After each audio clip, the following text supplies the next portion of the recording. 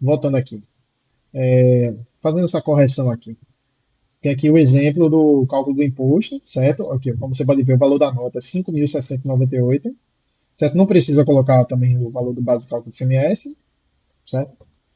E é isso. A operação interna de mercadoria importada. Aí, na saída de mercadoria interna importada do exterior e destinada ao estabelecimento comercial atacadista, ainda que esta atividade seja secundária, ou seja, se uma empresa tem lá no KINAI, e mesmo sendo secundária, não tem problema. O contribuinte credenciado do PEP2 tem direito aos benefícios de base de cálculo reduzida e crédito presumido. Vamos lá. Na saída interna de mercadoria importada do exterior e destinada a estabelecimento comercial atacadista, o contribuinte e beneficiário do PEP2 tem direito ao benefício de redução de base de cálculo do imposto de tal forma que resulte em carga tributária correspondente à aplicação dos percentuais abaixo. É o seguinte, vamos lá. Vamos supor que no caso aqui, vamos deixar esse caso aqui de R$ 7.000. R$ 7.000, certo? Também levando em consideração que é um cálculo de 2023, mas vamos lá, vamos fazer o cálculo de 2024 aqui. 7.000 multiplicado por 0,20 aqui, teria 1.435 de ICMS, certo? É isso. Só que, como eu vou fazer a redução de base de cálculo, então eu vou dividir 4 dividido por 20,5. Ou seja, eu tenho que reduzir minha base para 19,51%. O que é que vai acontecer? 7.000 multiplicado por 19,51%, eu tenho uma base de 1.365,70. Quando eu multiplico por 20,5%, vai dar R$ 279,96. Se eu pego meus R$ 7.000 e multiplico por 4%, 280 aqui é cada decimal. Enfim, é isso. Vai ter essa redução de base de cálculo na nota fiscal e, e eu vou ter também direito a um crédito presumido. Por exemplo, se a mercadoria ela for sujeita a uma alíquota interestadual de 4%, ou seja, não está na lista CAMEX, eu vou ter um crédito presumido de 65% sobre o valor do CMS. Ou seja, eu tenho R$ 280 a pagar, mas eu tenho um crédito presumido de 182, ou seja, 280 menos 182, R$ 98. Que é a mesma coisa que pegar 280 multiplicado por 35%, R$ 98. Qual a minha alíquota efetiva? 98 dividido por 7.000, 1,4%. Essa é a minha alíquota efetiva. Eu não pago na importação, é um ótimo benefício. Eu não pago na importação, está diferido, e o imposto diferido está incluso aqui, como a gente falou lá, nessa operação de saída. Eu vou pagar 1,4%, desde que a saída seja destinada a comércio atacadista. Está aqui, ó. Na saída interna de mercadoria importada do exterior e destinada a estabelecimento comercial atacadista, o contribuinte credenciado do PEP2 tem direito ao crédito presumido aqui. Está falando aqui embaixo. Se eu vender para um comércio varejista, uma pessoa física, é tributação normal, não tem direito a benefício, sem redução de base, sem nada. É isso. Vamos lá. Sobre tributação é isso. Sobre tributação é isso. Por que, que eu até deixei para. Eu até falei logo sobre tributação? Porque é o que interessa no final. Aqui a gente tem regras comuns para obtenção do PEAP e tal. Inclusive também abrimos processo, faço processo para adesão, certo, do PEAP. Para obtenção do credenciamento do PEAP1, você abre o processo diretamente à Direção de Benefícios Fiscais, tem que pagar a taxa de apreciação do processo e tem que observar algumas regras que estão aqui. Tem regras que são comuns tanto ao PEAP1 como ao PEAP2 e tem regras que são apenas do PEAP1. Por exemplo, vamos lá. Regras comuns para obtenção, regras comuns aqui, ó, para obtenção do PEAP normal é necessário ser uma empresa que recolhe o ICMS pelo regime normal, ou seja, não pode ser uma empresa do Simples Nacional, não ter sócio que participe de empresa que se encontre em situação irregular perante a Fazenda Estadual. Por exemplo, eu tenho essa empresa aqui, um comércio atacadista, que eu quero entrar no PEAP, mas eu tenho outras empresas. E eu estou devendo ICMS, estou devendo PVA. Não vai poder entrar. Vai ter que regularizar e depois entrar com o processo. Quando você entra com o processo, ele cai em exigência. Ou não é aceito e você tem que abrir novamente. E aqui tem outras informações que também falam sobre isso. Também não ter pendência de obrigação acessória no caso. Eu tenho uma empresa, eu não faz mais de 2 meses que eu não tenho outra empresa no caso, faz mais de 2 meses que eu não entrego o meu Simples Nacional, tá lá, tá faltando lá ICMS, tá faltando a entrega, eu não entreguei o expediente fiscal, tá lá omisso, eu tenho multa de expediente fiscal, ou seja, qualquer coisa que venha a impedir a emissão da certidão vai prejudicar aqui, tá bom? Vamos lá. Está aqui falando também, a partir de 21 de 12 de 2021, capital social mínima de R$ 100.000, recolher essa aqui é a taxa para apreciação do processo. Importante, o PEAP ele é válido durante um ano e você pode renovar. Todo ano você pode ir lá renovar e você abre o processo novamente, enfim, é isso. Vamos lá, regras específicas para o PEAP 1, isso aqui é importante. Para que o PEAP 2 não tenha essas regras, isso aqui é exclusivo para o PEAP 1. Além de obedecer os requisitos aqui anteriores, certo? Para obtenção do credenciamento inicial, renovação ou prorrogação, no PEAP 1 o contribuinte deverá, a partir de 21 de 12, estar inscrito no CACEP há no mínimo 6 meses. Ou seja, você tem que ter no mínimo 6 meses de inscrição estadual em Pernambuco. Esse está aqui, até 20 de 12 de 2021, mas só que é uma regra comum para o PEAP 1 e o PEAP 2. Certo? Ou seja, tem no mínimo R$ 100.000 de capital social. Comprovar o recolhimento dos seguintes valores de ICMS, mínimos de ICMS de responsabilidade direta correspondente à importação de mercadorias do exterior nos 12 meses imediatamente anteriores ao da protocolização do respectivo pedido. Na hipótese de credenciamento inicial, R$ 60.000. Ou seja, você tem que importar mercadorias, certo? Importar mercadorias e ter no mínimo um recolhimento de R$ 60.000 no credenciamento inicial. Aí você pode mandar mais não, mas eu tenho menos de 12 meses. Mas vamos lá, quando o contribuinte estiver inscrito no CACEP há menos de 12 meses, observado o período mínimo de 6 meses que falou ali, o valor acima mencionado deve ser calculado de forma proporcional ao número de meses decorridos entre a obtenção da referida inscrição e o período de credenciamento. Proporcionalizar, é isso. É isso, por exemplo. Na hipótese de. É o meu pedido inicial, 60 mil. 60 mil.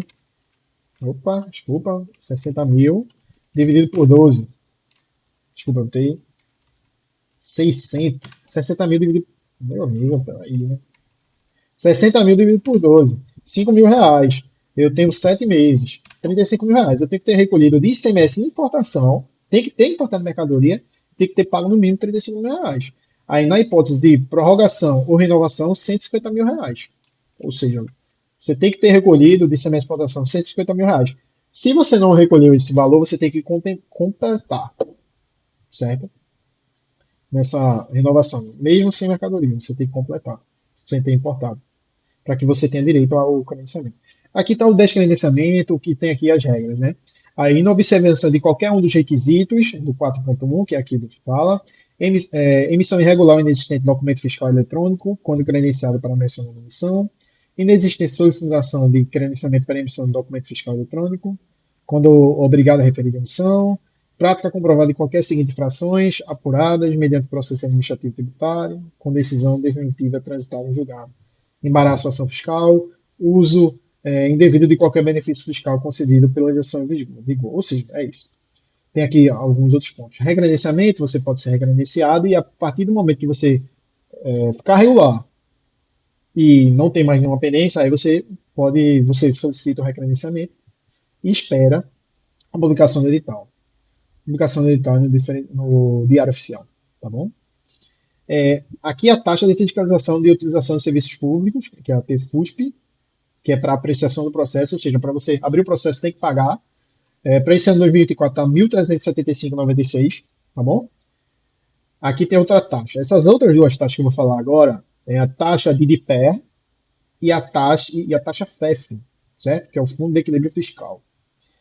Só é devido aos contribuintes do PEAP1. Vamos lá. Isso aqui já é quando a empresa já tem o PEAP. Vamos lá. O contribuinte beneficiário do PEAP1 fica sujeito ao recolhimento da taxa em razão da fiscalização do cumprimento das condições impostas para a fruição dos benefícios previstos na lei tal. Essa taxa deve corresponder a um montante restante de 2% sobre o valor do benefício previsto na operação de importação de mercadoria. Vamos lá. Sobre o valor do benefício previsto na operação de importação de mercadoria. o valor do benefício correspondente à diferença entre o valor do imposto efetivamente recolhido relativo à operação de importação e aquele que deveria ter sido recolhido, caso não fosse aplicado a redução de base de cálculo. Lembra que eu falei lá no início? Guardem a informação do valor do ICMS que eu pagaria sem o meu benefício fiscal e do ICMS que eu pagaria do ICMS que eu pago com o benefício fiscal quando eu tenho a redução de base. Então, aqui é o seguinte: eu tenho, vamos supor lá, vamos voltar lá no caso. Vamos voltar aqui no caso da nota fiscal, no PAP1, que foi um caso de R$ 3.000, se eu não me engano. Aqui. Pronto. Opa, chegando aqui, mais um pouquinho, mais um pouquinho. Pronto, chegamos aqui. Operação de importação. Vamos lá. Aqui eu tenho uma base de cálculo de 5.698. Se eu não tivesse benefício de redução de base de cálculo, eu pagaria 910,98 centavos. Tá bom? Mas como eu tenho benefício, eu estou recolhendo só 253,06 centavos. Ou seja, a diferença é 910,98 menos 253,06. Ou seja, o meu valor de benefício fiscal foi 657,92. Aí vamos voltar aqui. Vamos voltar aqui para esses cálculos, na verdade. Aí. O valor do benefício, vamos lá, vamos novamente aqui. Essa taxa deve corresponder ao montante resultante da aplicação de 2% sobre o valor do benefício previsto na operação de importação de mercadoria. Esse é o valor do benefício aqui, ó, 657,92. Aí, o valor do benefício correspondente à diferença. O valor do benefício corresponde à diferença entre o valor do imposto efetivamente recolhido, relativo à operação de importação, e aquele que deveria ter sido recolhido, ou seja, o que era efetivo, 910, certo? O valor do benefício corresponde à diferença entre o valor do imposto efetivamente recolhido, 253,6, a operação de importação, e aquele que deveria ter sido recolhido, caso não fosse aplicada a redução de base de cálculo. Ou seja, o meu benefício aqui é 656, 657,92. Sobre esses 657,92, eu vou pagar 2%. Vou emitir o DAI 20 nesse código, é isso. Aí, aqui, ó, a taxa de administração relativa ao PAP1 deve ser recolhida até o último dia útil do mês subsequente ao período fiscal da efetiva utilização dos benefícios fiscais, dos mencionados benefícios fiscais. Por exemplo, eu tive um desembaraço agora no mês de setembro. Eu vou pagar esse valor até 31 de outubro, tá bom? O contribuinte beneficiário do PAP2 não está sujeito ao recolhimento da mencionada taxa. Por quê? Porque não paga nada na importação. É diferente do imposto. Aí, eu vou recolher 2% aqui de taxa de DPE, certo? E vou recolher 10% de fundo de equilíbrio estadual, também só para o PAP1. A fruição do benefício previsto para PAP1 está condicionado ao estadual de equilíbrio fiscal, o FEFE, nos termos relacionados ao percentual de 10% aplicado sobre o valor do respectivo benefício utilizado em cada período fiscal.